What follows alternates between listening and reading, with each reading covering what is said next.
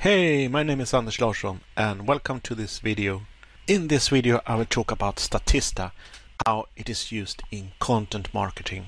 As an introduction, my name is Anders Larsson.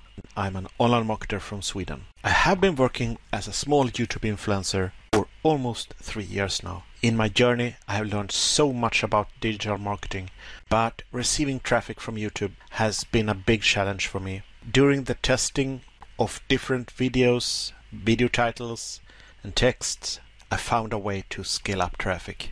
Because I know that other people can benefit from what I learned, I will reveal 2 traffic secrets at the end of the video. And those 2 traffic secrets are beginner friendly. This way you can scale up your traffic as well. Without further ado, let's dive into Statista. Here we have a bunch of online marketing websites. What the online marketers on these websites are trying to do is to convince people that now it is easier than ever to start an online business. But what most of them leave out is really how long time it will take to become successful. And the reason a lot of people fail is because they give up too early. Here we have Statista. And this website wants you to believe how easy it is to do Facebook marketing. It shows the statistics, the number of monthly active Facebook users there are worldwide. So what this website does is leveraging the reputation of a known website. The ultimate goal of the website linking to Statista is for the visitor to go for the call to action. And next website, another marketing website, wants to convince people how profitable it is with social media. Often they talk about how much it has been growing since previous year or previous 2 to 3 years. Here we have a website talking about affiliate marketing. This guy are convincing people how much customers are spending on affiliate marketing. I can show you a little bit how I get this information. For you guys that has subscribed to me knows that I built an engine that scans Google using online marketing keywords. So here you can see a hosting website, and one tab to the right I have the link to Statista. This way I can see what they're doing and what they are talking about. Here I research mobilestreams.com, a leading title to build up confidence. And if we scroll down, we can see that they are talking about YouTube videos. We can see here a link to Statista talking about how many people there are on YouTube. You can see that it says 219, but when we click the link, we can see that the published information is 2021. So not sure what's going on, if this information is constantly updating maybe. So here we have YouTube statistics and facts. And then in the section YouTube usage, we can see 2.1 billion YouTube users worldwide. In front of you, you can see my domain ranking report and that I'm currently researching Statista. So this site wanted to convince you how large the market is on the YouTube platform. A lot of these statistics are not accessible because some of them are only for premium accounts, but at least they are kind enough to leave some text, but you can't see the graphicals. You can of course search for statistics on the Statista website itself, but I think the easiest way to get exactly what you want is to search on Google. Here I'm trying to check if Statista has an affiliate program, because I noticed that a lot of online gurus link to premium pages, and I was wondering if they earn commission by doing that. But I was unsuccessful to find an affiliate program, but maybe I didn't search long enough. So this is what I want to share about Statista and how it is used in content marketing. Alright, so now it's time to share the 2 traffic secrets. This is the current channel analytics over 365 days. And this is the analytics over the lifetime. We can see that I was able to scale up my traffic in the beginning of September. Before that, I tried many ways to get attraction to my videos. I really didn't have any success with keywords that was recommended to use. So I tried to model other online marketers, and you can see that the result here pretty much sucks. And then in September 2020, things started to change. You can see that the number are much higher, and if you check the titles, you can see that I put the domain in the titles because I talk about different services. So why not put the domain as the first word? And this has become secret number 1. Use domains in your title. In addition to that, search for domains that have low competition. I'm going to show you what happens if I use domain that are highly competitive. And you can see that I don't get much traffic at all. Etsy Part 4 is not receiving traffic from YouTube, but I do a site project on Twitter. Secret number 2 is to use an intro hook. The rectangle here represent the entire video. We have the intro and we have the outro, we have the main content, and we have the 2 traffic secrets. So an intro hook is basically telling people that I will reveal the 2 secrets at the end of the video. And this sparks curiosity. More people decides to watch the entire video. The YouTube algorithm loves the watch time. The average time people spend watching a video. And when watch time increase, the video will perform better. More traffic is sent to the video. We have possibly a 3rd secret that I'm testing out. If you watch my previous video, you can see that I'm demonstrating this tool or service, and I'm going to demonstrate it in all my coming videos to show you how I'm doing. I'm not sure yet if this is a good service. However, what this browser extension or service is good for is to search for low competition keywords. The vidIQ integrates with your account. We can see that Statista.com has low competition. Even the word Statista without .com is very low competition. What worries me a little bit is that clickbank.com also has low competition, and I know that clickbank.com is a very, very popular search term. It is probably the most used keyword amongst affiliate marketers. So I really don't know if I can trust vidIQ. You can see the overall column telling me it is 34 out of 100, which is very low, indicating that even if the competition is low, it is not likely going to be a keyword that I can use. Because I did some tests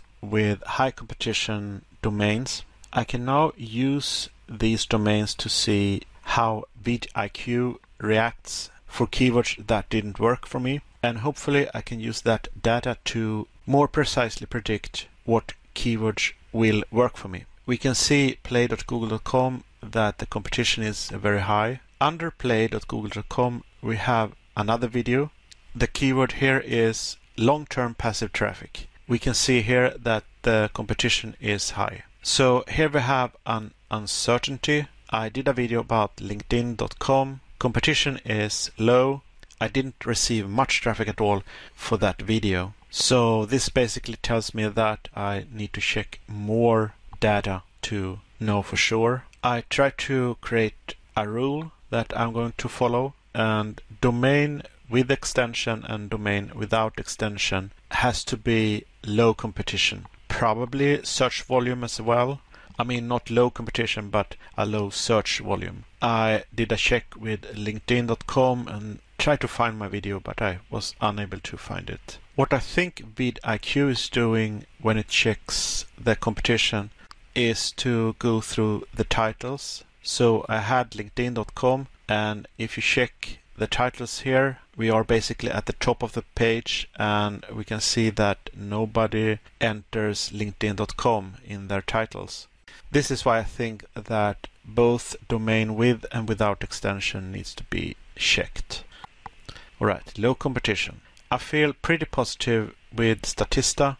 They both have very low, and overall competition is, well, 43 out of 100. Maybe not the best, but hopefully it will attract some hits with Statista without extension. I have a bonus secret, and that secret is not about generating traffic, but how you can convert the traffic to leads and sales. Alright, so here we have your videos or my videos on YouTube. Your goal is to inspire people to make money online. You want to educate people the benefit of the product that you are using in your business. What I did a couple of years ago was to try to sell a ClickBank product. It was a piano course, and I created small educational videos. Using these videos, I drew traffic to the piano course. It was really hard to get anyone to click the link. I didn't have the keyword knowledge, and I also didn't know much about playing piano.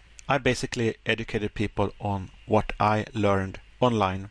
I spent a lot of money sending traffic from Bing. I got a couple of people buying the piano course. I don't know exactly how much, but it was a very small number, say $40, and this was over a year. When someone buys the piano course, they buy it once and then that guy is gone. So when you use ClickBank, you focus on low ticket affiliate marketing, and most of the product you buy it once. So knowing what I know now, I would only sell the piano course if I specialized in teaching how to play a piano. Maybe that is my passion. You probably don't have much passion for affiliate marketing, but you want that extra money in your pocket, so you promote this piano course on your piano website.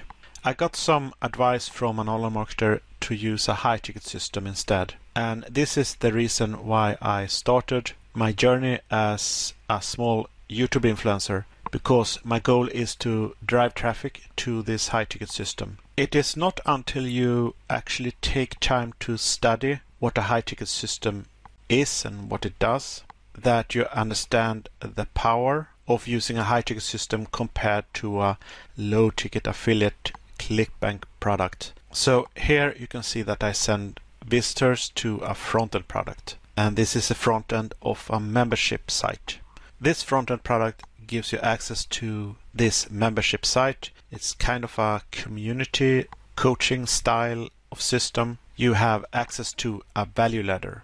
So here we have a ladder of different products with different price points, with different value points, and with different earning potentials. What you and me really are looking for is a more experienced online marketer. Clicking on the front-end product, joining the membership site or system, and because they are more experienced, they are already earning a substantial amount of money, they would probably be interested in a high-ticket product.